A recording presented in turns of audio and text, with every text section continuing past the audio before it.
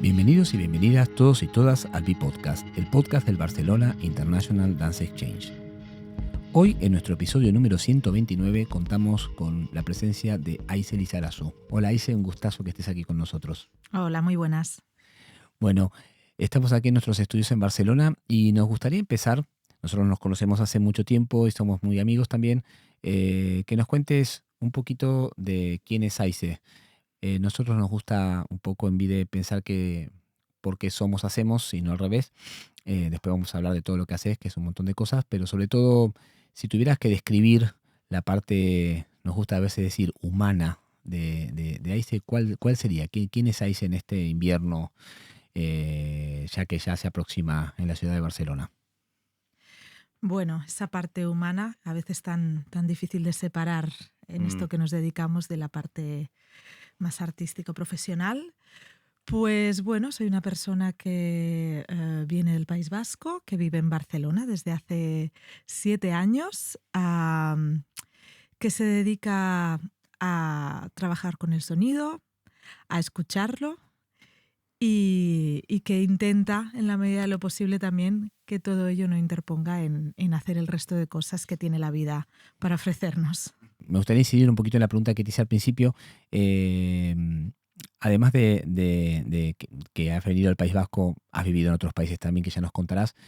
Si tuvieras que describirte más allá del sonido, ¿qué sentís que te atravesaría, digamos, como persona, como mujer?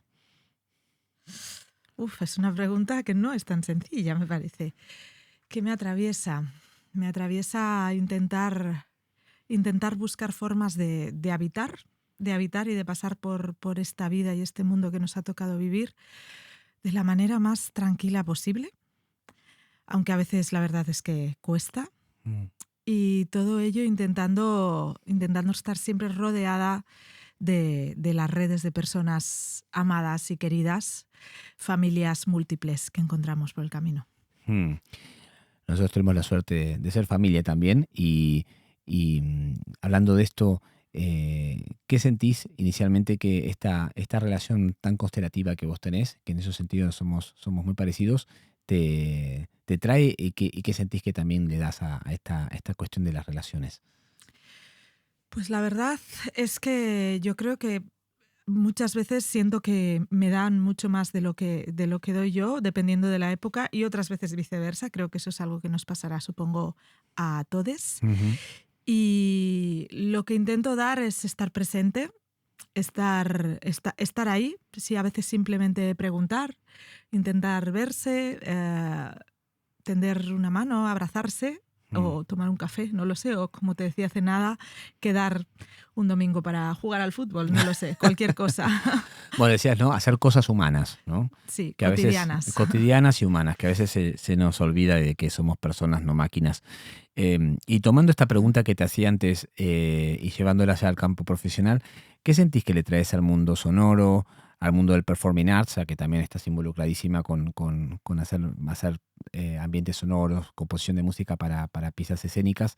¿Qué sería, a veces hablamos de la receta o el condimento, pero que sentís que traes el spice que traes a este planeta sonoro escénico?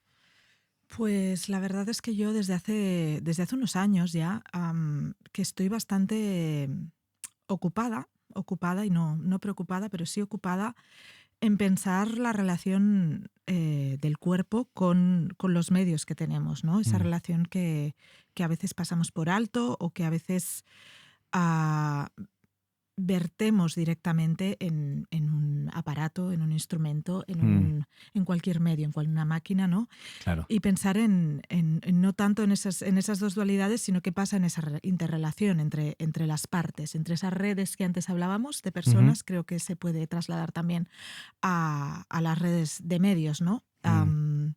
En mi caso, en un inicio, como ya sabes, pues vengo del piano, por lo que esa relación la empecé a pensar desde ese lugar, desde esa relación con el piano y con todo lo que históricamente ese instrumento tiene. Mm. Pero desde hace unos años también que he diversificado ese punto, ¿no? Digamos que la, Digamos que ahora ya no pienso en el instrumento, sino en las posibilidades de diferentes objetos y medios.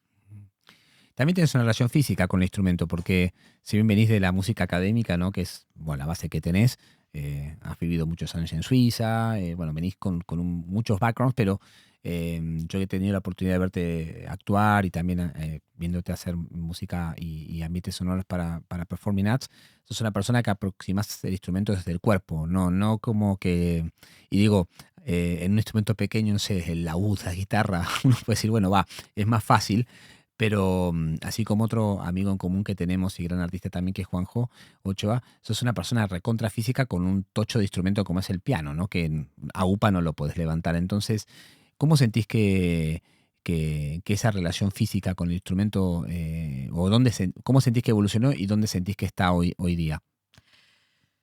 Pues evolucionó sobre todo desde un lugar de partiendo de una frustración realmente, ¿no? Porque al Mm, final también sucede mucho, y hablando con compañeras, que esa relación en esa academia se forma desde un lugar bastante estático y hierático normalmente. Y supongo que mi primer impulso fue intentar romper ese tipo de relación heredada, mm, y por eso quizá que me aproximo a ese instrumento, no de una manera determinada, pero sí en función de lo que cada sonido en cada momento y en cada circunstancia demanda. mm. Y, y bueno, creo que actualmente me encuentro en un lugar, fíjate, de reconciliación, debo decir. Habiendo pasado muchos años necesitando alejarme del instrumento, Mm, quizá esa relación del cuerpo también a veces hay que pensarla desde una distancia, no necesariamente siempre desde esa relación de contacto, de cercanía, sino que a veces necesitas también alejarte, ver qué pasa, para luego poder aproximarte desde otro lugar, ¿no? claro, claro. Y en esta cercanía que tenés ahora, ¿no? Solés intervenirlo con elementos. Y como esto no es algo habitual para cierto tipo de gente que quizá está escuchando, también me gustaría, bueno, sobre todo porque cada vez luego vamos a hablar un poco también de la membrana, ¿no? Ujú. Y de todo lo que están haciendo ahí con el maestro Faraldo, Em, pero sos una persona que lo interviene y ahora estás trabajando con todo el tema de los imanes, ¿no? Bueno, con estos e-bows. Entonces, ¿qué es lo que te lleva a esa exploración, además de la curiosidad, ¿no? ¿Qué es lo que te pasa cuando estás interviniendo el piano de esa forma? Pues mira, yo ahora mismo, de hecho, me pillas en pleno proceso, ¿no? De una creación nueva que tiene que ver con estos elementos que has mencionado, pero que tiene que ver mucho también con otra pequeña obsesión que tengo desde hace unos años, que son los motores. Y ahora mismo estoy mirando a este instrumento, que me ha acompañado durante toda la vida, no como un instrumento, sino como un espacio. Lo estoy planteando como un espacio de exploración, y estoy realmente observándolo como si fuera una ciudad prácticamente, ¿no? Es Mm, como que estoy entendiéndolo como un lugar de sonido continuo, como un lugar casi de, podría entenderse como música dron, de la misma forma que estoy escuchando la ciudad de esa forma también, ¿no? Para mí ahora mm, mismo, de hecho en este proyecto hay también como grabaciones de campo y paseos mm, sonoros que introduzco en diferentes altavoces que están dentro del piano. claro, Am, y estoy explorándolo desde ese lugar, ¿no? Desde el sonido continuo, que creo que también tiene que ver con esa supuesta imposibilidad que tiene el piano de forma acústica a realizar sonido continuo, ¿no? Estoy como intentando encontrar las cosquillas de alguna forma al piano, ¿no? A decir, bueno, organológicamente no está diseñado para hacer sonido continuo, pero se puede hacer mm, porque en eso estoy, ¿no?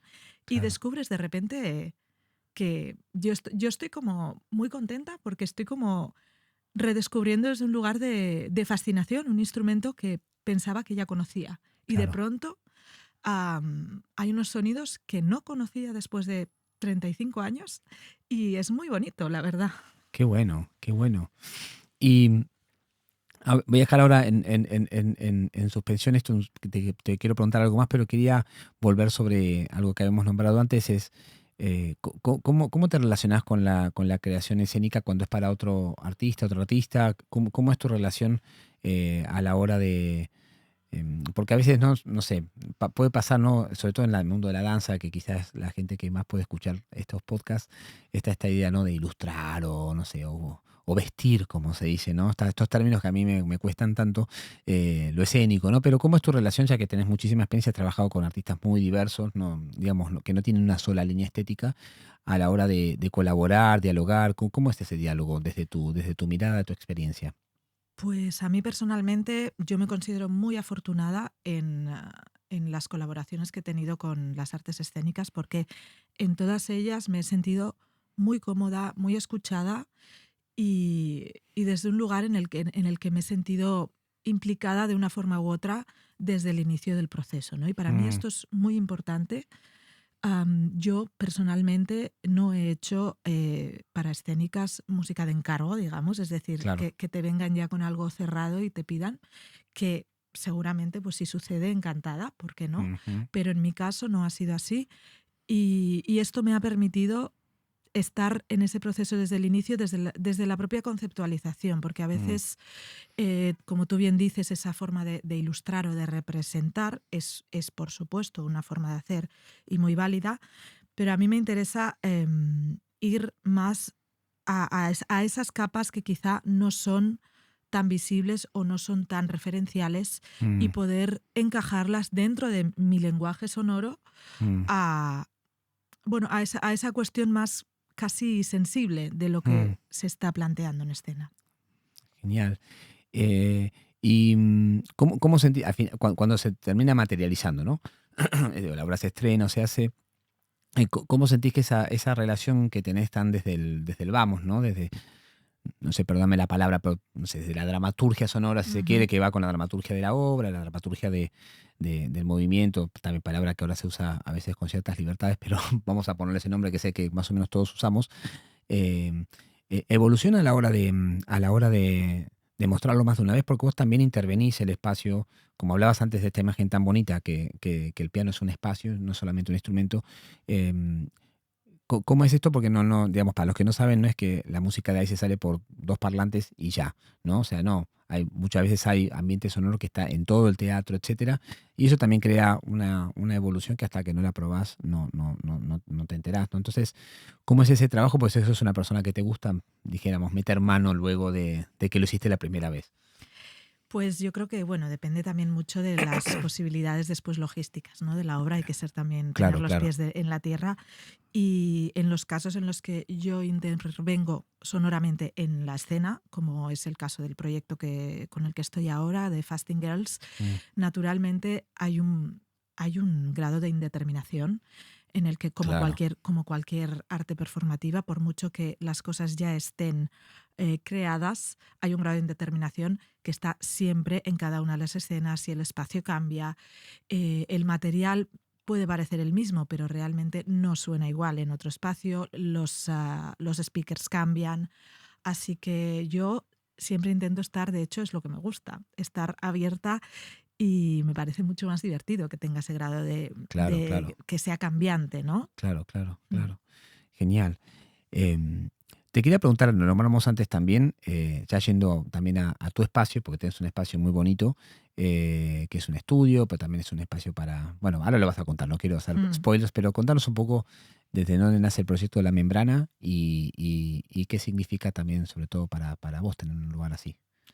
Bueno, para mí ha sido, siempre lo digo, ¿no? Si alguna vez tuve como un sueño en la cabeza, era poder tener un espacio de trabajo donde hacer sonido separado de casa, ¿no? Que a veces, bueno, por cuestiones, es una cosa muy mundana, pero es así, poder tener un espacio fuera de tu casa, entre otras cosas, bueno, claro, primero por el instrumento que toco, que es el piano, necesitas un espacio, Ujú, pero sobre todo por todo lo que posibilita después, ¿no? Más allá de claro, poner instrumentos o aparatos, es la posibilidad de tener un lugar al que ir todos los días y a veces no sabes muy bien a qué vas y acaban surgiendo cosas, ¿no? Y eso claro, es lo claro. bonito al final.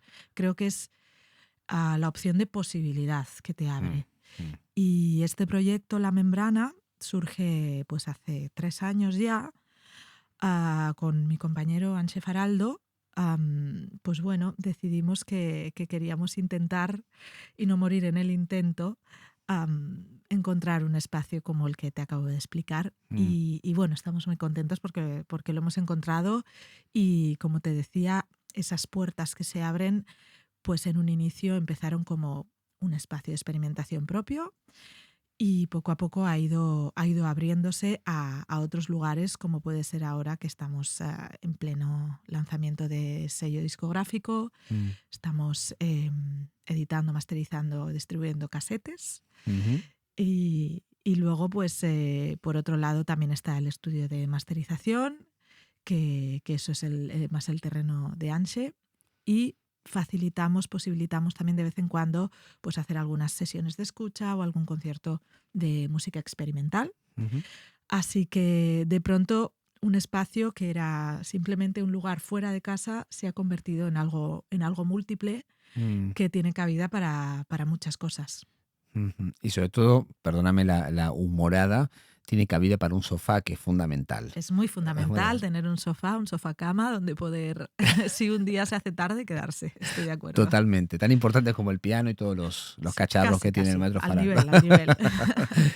Em, y con respecto han hecho también un espectáculo que, bueno, un espectáculo, concierto, ¿no? Que han hecho bueno, han hecho un montón de gira con el tema también con el tema de editarlo en cassette. Si nos puedes contar algo, porque es algo, digamos que dentro de las tecnologías antiguas, dijéramos, está volviendo bastante.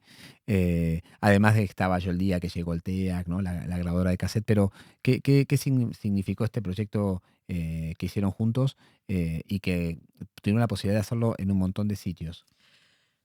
Bueno, pues la verdad que este proyecto, que creo que te refieres a Solpell Paret, Sí. este proyecto estamos muy contentas de cómo ha ido, porque hace apenas un año que lo estrenamos, Mm, fue un encargo del ciclo Diffraccions de aquí de Barcelona, y lo estrenamos pues yo creo que fue en noviembre del año pasado.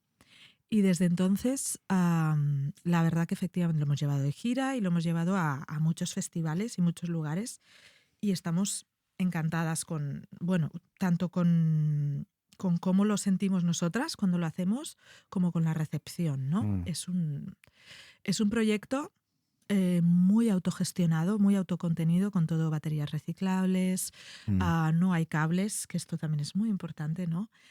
Y que son, bueno, pequeños dispositivos, por un lado motores que te decía, ¿no? Que estoy mm, trabajando mucho con ellos, que sonorizan el espacio, ¿no? Golpean con diferentes artilugios, con diferentes manitas, ujú, los espacios a los que vamos. Y por otro lado, Anse tiene teléfonos móviles viejos reciclados que se han reprogramado para ser una suerte de sintetizador.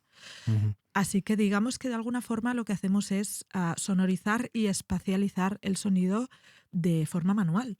mm, Y, y claro, eso es algo que nos gusta mucho porque tiene que ver con algo que he comentado antes, ¿no? Que es ese grado de indeterminación que te da mm, cada espacio ujú, y de pensar el sonido siempre que no es una cosa estable, no es un medio cerrado, sino que es algo siempre vivo, cambiante, mm. vibrante en función de dónde se encuentra. Sí, y además algo muy importante también que me tocó verlo, que es que está en movimiento, ¿no? Que no solamente viene de un solo lugar, ¿no? O viene de varios Ujú. lugares, sino que además de que venga de muchos lugares, en el caso de esta obra, se mueve el sonido por el espacio, lo cual es interesante, ¿no? Porque Sí, te ujú. pone en un lugar de escucha muy distinto al típico lugar, sea, llamémosle pasivo, ¿no? Sí, Sí, o que no interactúas con. Mm. sí. Te quería, volviendo a la parte humana, Ujú. ya que lo comentamos off the record, si te parece, ¿qué significó para vos doctorarte? Que Uy, fue hace muy poquito y estuviste un montón de años dedicándole muchísimo tiempo, amor, esfuerzo, y a veces lo contrario. Para sangre, poder sudor y sacar lágrimas. solo de lágrimas, sí. Una especie sí, de apostolado más que doctorado. Pues primero de todo ha sido un alivio terminarlo. Partamos de aquí porque también hay que bajarle a la realidad. Claro. Y por otro lado, finalmente, pues debo decir que ha sido un proceso muy bonito en el que he aprendido mucho. Además, tú ya sabes que bueno, la temática tiene que ver con todo esto que Ujú, comentaba, ¿no? Con esa relación con el instrumento y el cuerpo. he centrado un trabajo en algo tan aparentemente, poco concreto como es Mm. el gesto musical performativo. Ujú. Y finalmente, en ese trabajo de intentar concretizarlo, también te encuentras lugares muy interesantes. Claro. Así que, bueno, por mi parte ha sido un trabajo bonito, a veces duro, Ujú. y que me abre otros caminos también, ¿no? Que son siempre bienvenidos. Claro. Pero sobre todo, sí, sobre todo es un alivio haberlo terminado, no te voy a engañar. Siguiendo con esa línea, ese tren de pensamiento, ¿alguna vez has pensado en dejar esto? ¿O dijiste, bueno, ya? ¿El doctorado? No. Porque sí, Sí, claramente sí, eso lo he seguro que pensado sí. varias veces. Eso seguro que sí, y de hecho me lo has dicho una que otra vez a mí. Pero digo, este mundo profesional, ¿alguna vez dijiste, bueno, ya? ¿O cómo va esa relación con tu profesión? No, la verdad es que no, debo decir que no. Creo que hasta el día de hoy nunca he pensado en no dedicarme al sonido o a la Mm, música. Sí que he pensado dejar ciertas líneas que mm, dentro de esta profesión se supone que te llevan, ¿no? mm, Desde esa academia está muy direccionado todo, o bien a esa línea clásica en un inicio de concierto solista. Eso claramente lo dejé de lado, pero desde muy temprano mm, no me interesó, ahí no tuve ningún ápice de duda, pero no porque no quisiera seguir con el sonido, sino porque no me interesaba ese camino concreto. En el caso de la docencia, que también es otra vía, ¿no? A la que te direccionan. Durante muchos años he dado clases de piano. mm. Debo decir que ahora no estoy dando clases de piano desde hace un par de años y estoy muy contenta. Así que, bueno, entiendo que la docencia en general no la descarto. Lo que pasa que, bueno, supongo que empiezas con el tiempo también a perfilar qué partes de la docencia te pueden interesar más o menos. Y a mí personalmente esa docencia del piano entendida dentro de esa línea académica, pues la verdad es que esa parte sí que la tengo descartada, más que nada porque yo misma no creo del todo en ella en muchos casos, ¿no? Entonces me sentiría un poco como traspasando algo con lo que no comulgo del todo, ¿no? Claro, claro. Y en oposición a, no sé si te acordás, que seguramente habrá habido alguna, pues siempre hay, ¿no? Pero es una cagada que te hayan mandado una vez que dijiste, pues, no sé, o sea, que incluso a veces, no, esta pregunta la hemos incluido este año, no tiene que ser trágica, a veces, usualmente suelen ser más de lo tragicómico o lo bizarro, ¿no? Pero un día que digas, bueno, no sé, vamos a este concierto con todos los cacharros y te los dejaste, o te olvidaste la batería, no sé, ¿te recuerdas algún momento cercano, lejano, así que digas, ay? Bueno, cagadas ha habido, por supuesto, de diferentes órdenes, algunas más trágicas que otras, o algunas pues cagadas directamente de decir este concierto ojalá no hubiera existido. Pero del orden de dejarme cosas así, algo tragicómico, más allá de, no sé, de olvidarte la ropa o cosas así, no. O sea, lo mío, si han sido cagadas, han sido más trágicas que cómicas, o sea, abiertamente, ¿Tienes ¿no? alguna que nos puedas compartir? Si Ah, tienes ganas, si no tienes ganas, no pasa nada, ¿eh? Pero Sí, por supuesto. O sea, ahora una vez a toro pasado, la verdad es que ya ¿qué más da, no? lo pienso con sí. O sea, yo recuerdo en los propios estudios hubo en Basilea, ¿no? Hubo un concierto de una obra completamente imposible. O sea, que hubo como una especie de, creo que hubo una mala guía por parte del profesorado porque nos dieron a tocar una cosa, un trío, que era literalmente, o sea, necesitabas como 6 meses para aprenderte eso, era muy, muy, muy difícil. Y nos la dieron a semana vista para tocarla. Aquello fue un desastre, obviamente, porque no era humano. El problema es que tuvimos la mala suerte de que el compositor de la obra vino a escucharla. Y entonces ahí fue, ya como te digo, fue más trágico que cómico, porque fíjate que aquí la academia es cuando dices no tiene ningún sentido esto, somos estudiantes, Sí. pero bueno, No es nos humana. prohibió volver a tocarla ¿En serio? directamente, ¿no?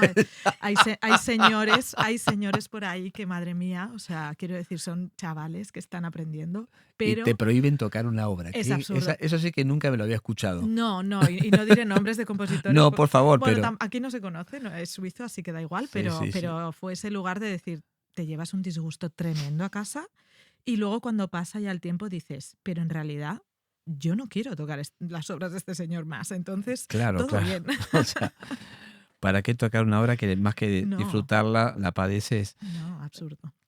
Y por último, en esta línea de pensamiento, la última pregunta sería, si recordás, que seguro que hubo más de uno, un momento que dijiste, puedo, puedo con esto que elegí, ¿no?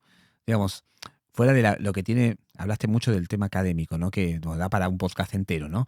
Pero ya que los dos somos críticos, aunque yo lo dejé muchísimo antes que tú, mucho más Ujú. chico, a los 16 años, y me pasé la música moderna en su momento, pero ¿qué, si nada, si te recordás un momento que dijiste, puedo, es por aquí, ¿sí?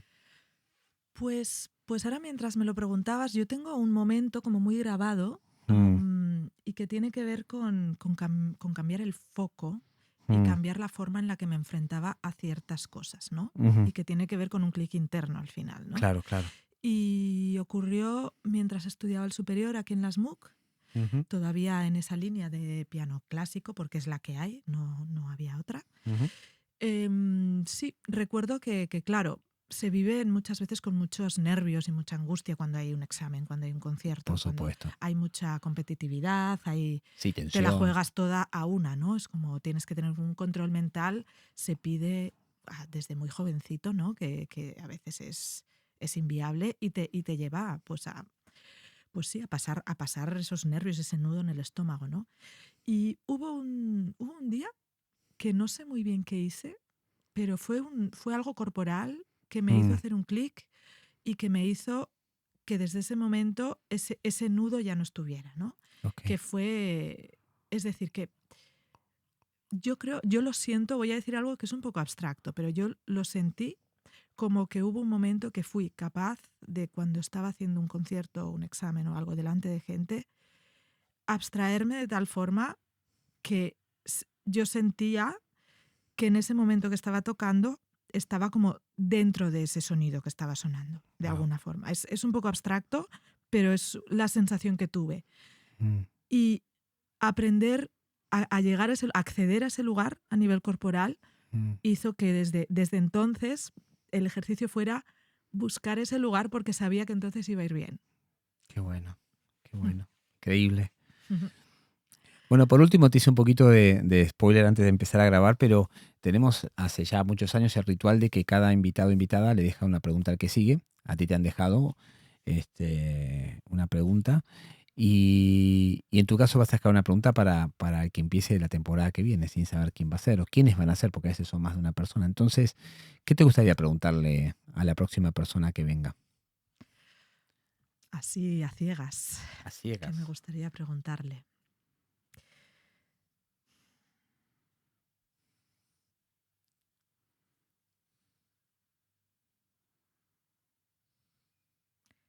No sabría qué decir ahora mismo. A ver, déjame pensar, luego esto lo Sin cortas, ¿no? problemas, hay tiempo. Voy a hacer una instalación interactiva con el silencio de Aice. Sí, sí, la verdad, podrías. Estoy un poco en blanco. Vamos a ver, ¿qué me gustaría preguntarle? Mientras piensas, si quieres puedes prender la luz, Vale. que está detrás tuyo y la conoces muy bien, ¿Dónde está? Aquí. porque me la dejaste tú. ¿Esta es mía? Ah, Sí, sí, es verdad. sí. No me acordaba. De hecho, es de mi hermana. Bueno, ¿Qué me gustaría preguntarle?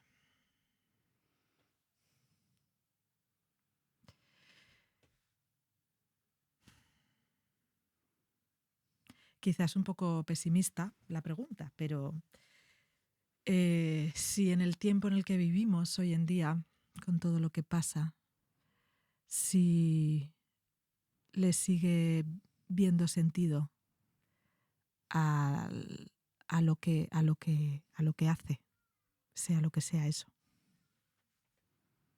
muy buena pregunta. A ti te han dejado una pregunta a dúo, Massimo Carosi y Paolo Brancaleoni. Perdón, Brancaleón. Ahí va. Máximo Carosi y Paolo Brancaleón, de Italia. Y la frase en inglés es, Do you think that the body is still the center of communication and the more powerful tool to communicate? Es si piensas que el cuerpo sigue siendo la herramienta principal de comunicación y la manera más poderosa o la herramienta más poderosa para comunicarse?